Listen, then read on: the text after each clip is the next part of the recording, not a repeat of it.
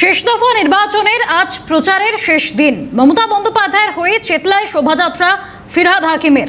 Govinda Adhya road থেকে শুরু পদযাত্রা। শেষ দফা নির্বাচনের আজ প্রচারের শেষ দিন। মমতা বন্দ্যোপাধ্যায়ের হয়ে আজ চেতলায় পদযাত্রা ফিরহাদ হাকিমের, সেই ছবি আমরা দেখছি।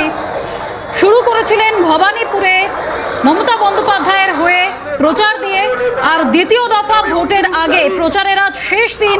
সেই দিনও তিনি মমতা বন্দ্যোপাধ্যায়ের হয়েই প্রচারে রয়েছেন, চেতলা থেকে পদযাত্রা করছেন। শেষ দিনও মমতা বন্দ্যোপাধ্যায়ের হয়েই প্রচার করছেন ফিরহাদ হাকিম।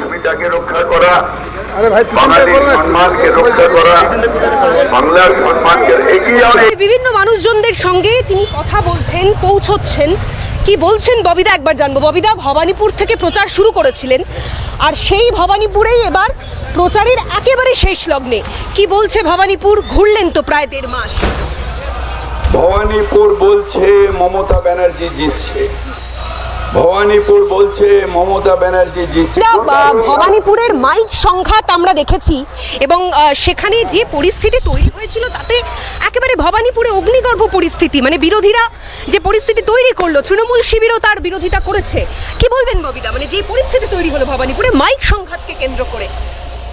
আমরা কোনো সংঘাতে যাই না, আমরা মানুষের কাছে যাই। মানুষ আমাদের আশীর্বাদ করে। আমি এই ওয়ার্ডে 25 বছর কাউন্সিলর, 15,000 মার্জিনে একজন কাউন্সিলর যেতে। সুতরাং এখানে আমরা কোনো সংঘাতে যাই না। আমরা বলি আমরা আপনাদের সেবা দেব, আপনারা আমাকে আশীর্বাদ করুন।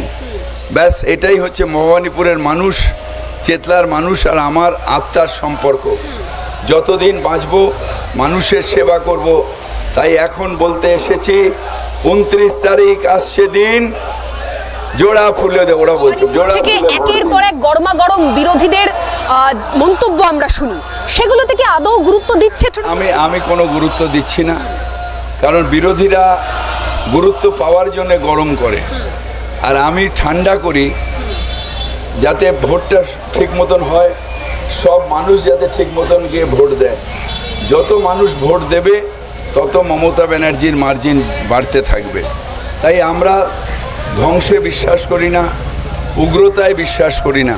আমরা বিশ্বাস করি ধর্মনিরপেক্ষতায়, সহিষ্ণুতায় আমরা বিশ্বাস করি, এবং সহিষ্ণুতা নিয়েই আমরা সবাই মিলে বলবো 29 তারিখ আসছে দিন, মমতা ব্যানার্জিকে ভোট দিন। মিশন বলছে ছাপ্পা দিলে 1 বছরের জেল।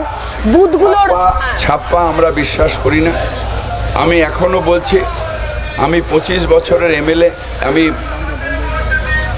এখন একটা বুলডোজার সংস্কৃতি শুরু হয়েছে। যোগী আদিত্যনাথের পর এবার রেখা পাত্র সন্দেশখালীর, তিনি বলছেন নারীরা বুলডোজার চালিয়ে দেবে ভোটে।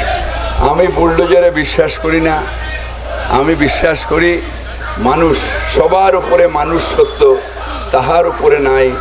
তাই মানুষকে ভোট দিতে দিন, মানুষ তার ইচ্ছা মতন ভোট দেবে। যে মানুষের আশীর্বাদ পাবে সে জিতবে। আমরা এটা কোনো যুদ্ধক্ষেত্র নয়, কোনো লড়াইয়ের ক্ষেত্র নয়, এটা গণতন্ত্রের ক্ষেত্র।